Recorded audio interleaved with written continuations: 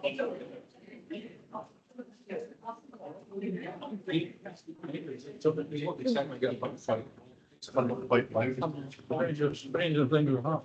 keep you out the room, I'll fix that. Hello everyone, we'll make a start if that's okay. Thank you. Hello everyone and welcome to the Tenant Autumn Conference. And for those of you who don't know me, I'm Elaine Ritchie. I'm the Strategic Lead for Housing and Communities and I oversee the Housing Service. Today's event is a follow-up from our summer conference that we held in June, where we encouraged as many tenants as possible to share their thoughts on our housing service and how we allocate your rent money.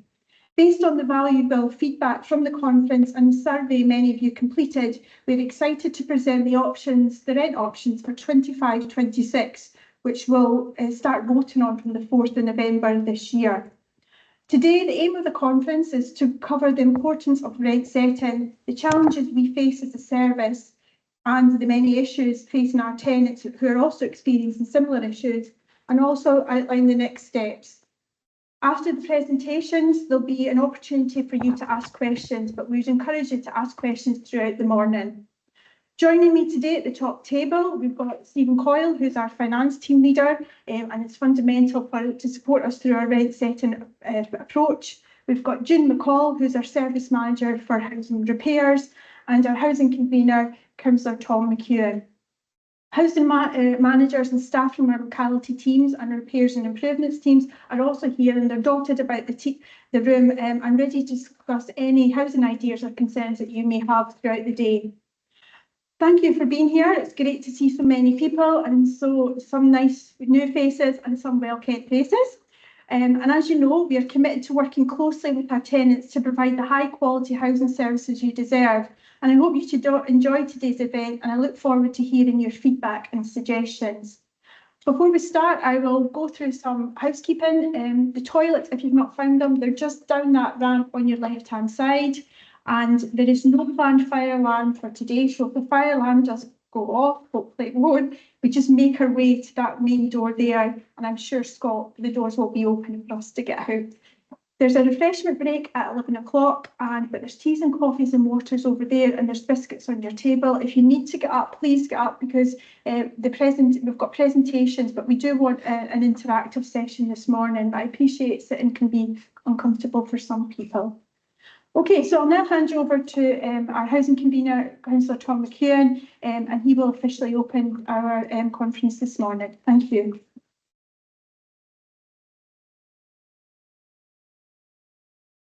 Thank you, Elaine. Welcome everybody to today's event. I think this is one of the most important events that they do.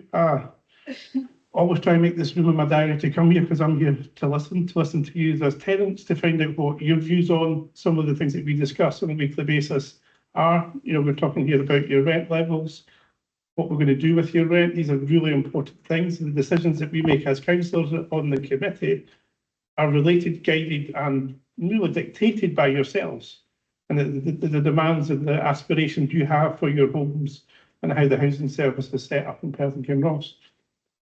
Also, we're discussing today the welfare rights teams, a very important part of the work that's done in collaboration with the housing team. We have issues around the heating allowance going forward.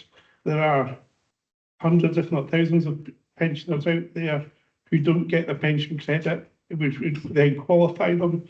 And we're doing a lot of work through our welfare rights team to ensure that everybody has the benefits that they should have, so they have the income, they have to have that warm home, because having a warm home is something that we see as a high priority for our housing service. Also, we have in the trading standards. I had a brief earlier this week about scams, the type of scams and how common they are and how scams have moved from people knocking on your door to sending you text messages. I get text messages myself on my own phone. I had one last week from the Royal Mail telling me I had a package that wasn't delivered. I wasn't getting a package from the Royal Mail, it's a scam. If I clicked on that link, it would have hacked my phone. Yeah, so there's a whole lot of work about scams. That's really important to do that. It was really important for me today is to listen to you guys, hear what you have to say, because again, you are a valid source of information on how we run this housing service. So I hope everybody has a good morning listening to these debates and engage. We need to hear from you guys. That's what's really important. We know what we know. What we need to know is what you want to know. So welcome everybody, and I hope you have a pleasant morning. Thank you.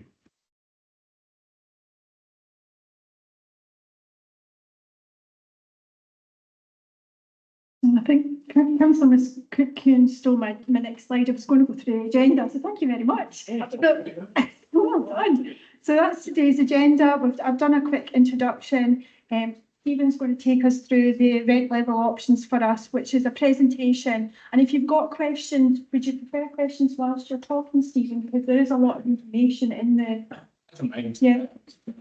Yeah, so if you've got questions, just raise your hand because there is a lot of information in there. And then we'll stop for a wee comfort break. And then we've got some really good presentations after the comfort break from our welfare rights team and our trades and standards team. And then again, an opportunity to ask any further questions. And then we'll give a summary of next steps. Okay.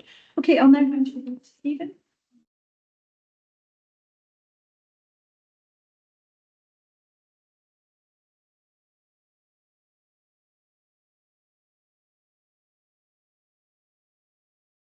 Okay, morning everyone. I'm Stephen Coyle, I'm the finance team leader. I work closely with the housing team, especially in relevance to the housing revenue account and the budget setting proposals that we're going to talk through today. We've got a number of slides, it's not going to be death by PowerPoint. There's also a video in there as well, and we'll try and keep it as informative but as brief as possible, not to know what it's like when we're going through slides. It can be a little bit boring just listening to one person speaking. So, Scott, you okay?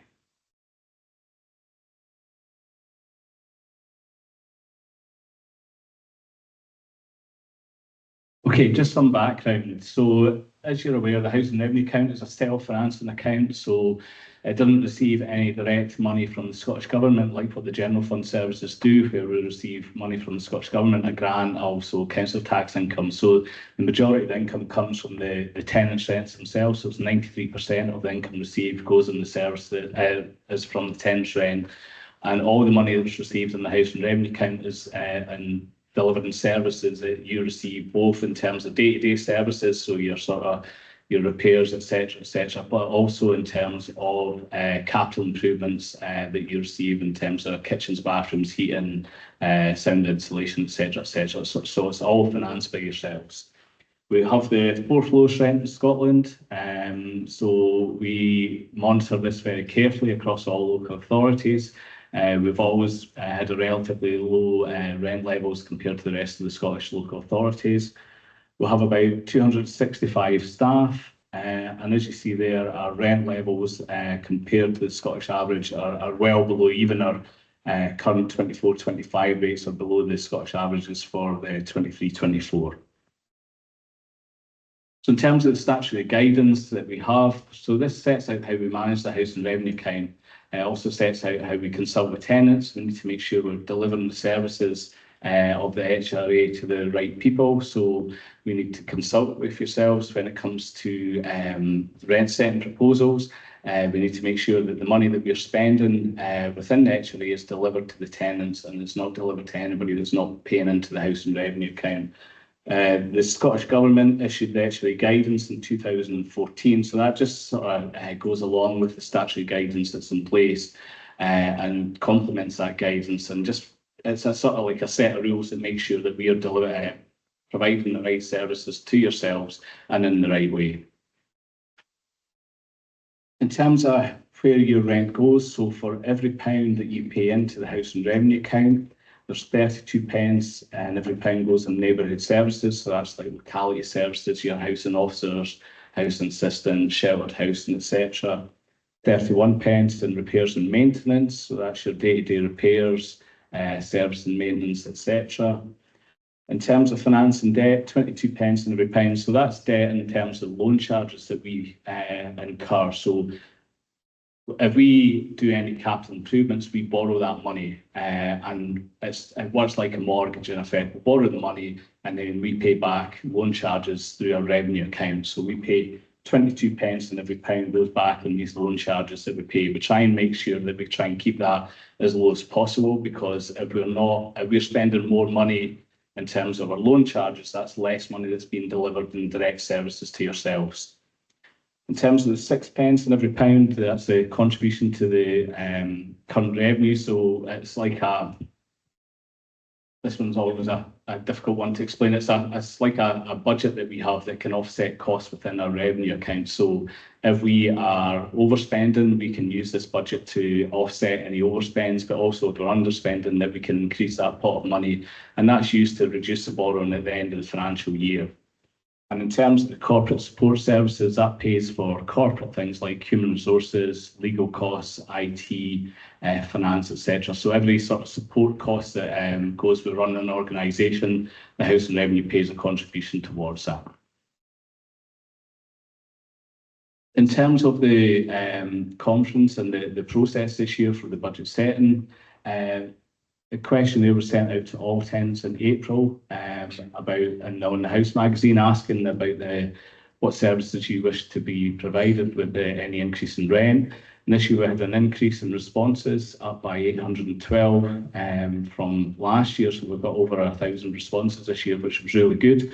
So a bigger response rate means that it's more representative of the tenants' views have. So rather than just a smaller amount, we're actually getting a wider response from tenants and more information from that. We had the conference in July, so that was, I think, was held in this venue, both here face to face and digitally online for people who weren't able to attend. And then from that, we make sure that we gather the information from the responses that we receive in April and from the summer conference, and we come here and present the options to yourselves as tenants. From there, then we take that through our committee cycle process, and it will be presented to our House and Social Wellbeing Committee in January 2025 with the recommendations from the tenants and what rent option that you'll be going with. So in terms of the challenges that we face as a service and as a business ultimately, and because we have to consider our own costs, COVID-19 continues to have an ongoing impact. So in terms of the legacy of COVID-19 and the high costs and the impact on supply chains, etc. Interest rates are still high. They have reduced a little bit since they sort of peaked, but they're still at 5%. And that has a huge impact in terms of the House and Revenue account, because if you think of the size of the borrowing that we have, we're borrowing, say, 15, 20 million per year. We are seeing significant increase in our interest rates and increase in our cost of borrowing, and that's at about increasing by about £500,000 per year. Increased costs for materials there as well, and energy costs and high inflation are continuing to have an impact. We do have our statutory duties, such as the electrical inspection condition reports. These are things that we have to do with no option in these things, so they're carried out every 5 years. Landlord obligations, so we've got a number of service and maintenance systems and contracts that we have to monitor and make sure that they're working and for the tenants' benefits. And in terms of our fixed costs, so if we didn't have any other sort of pressures or costs coming in, we do have costs that we have to incur. So as I mentioned earlier, the loan charges, we have pay award staff costs, and any increase in pay awards have to be funded from the House and Revenue account themselves as well. Importantly, tenants' priorities, so the information that we received from yourselves back in April and on the House in the summer, priorities go into the rent setting options as well. But we'll also try and identify any savings. So any savings that we have there that can minimise the impact on any rent increase that we have, particularly savings that don't have any impact on the services that you receive. We try and identify these to offset the rent increase.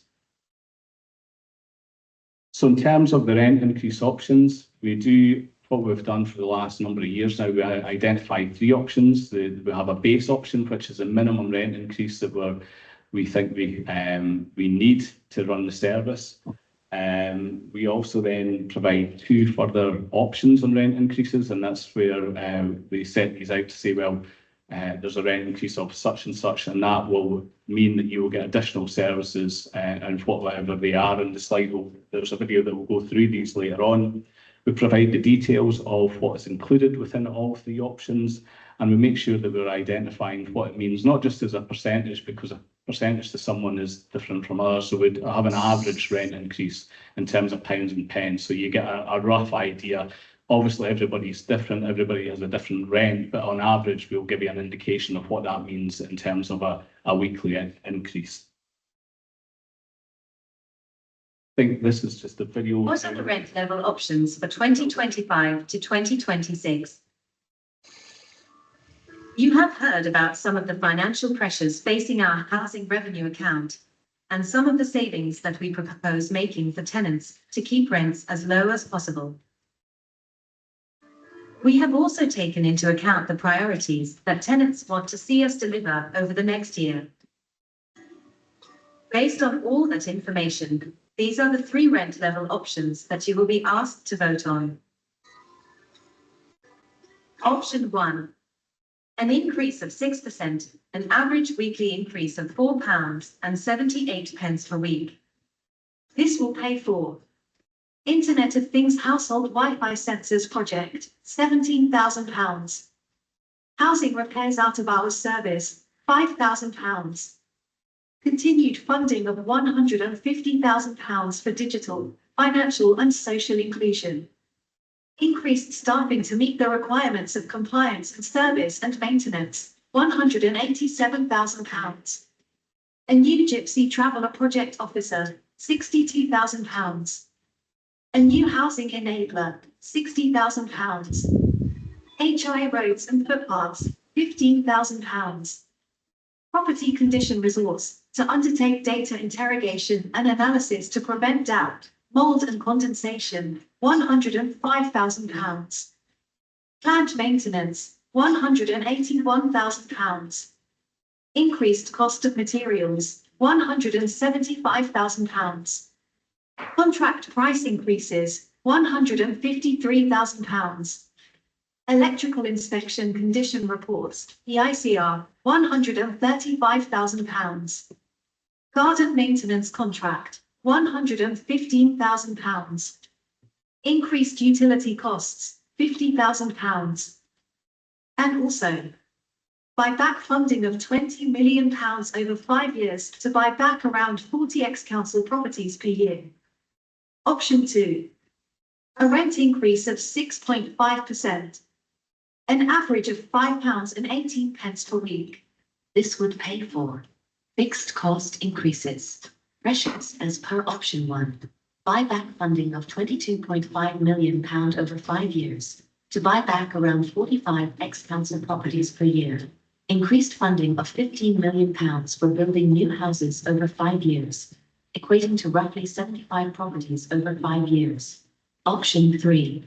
A rent increase of 7.5%, an average increase of £5.98 per week. This would pay for fixed cost increases, pressures as per option 1, buyback funding of £27.5 million over 5 years, equating to roughly 55 properties per year. Increased funding of £45 million for building new houses over 5 years, equating to roughly 225 properties over 5 years.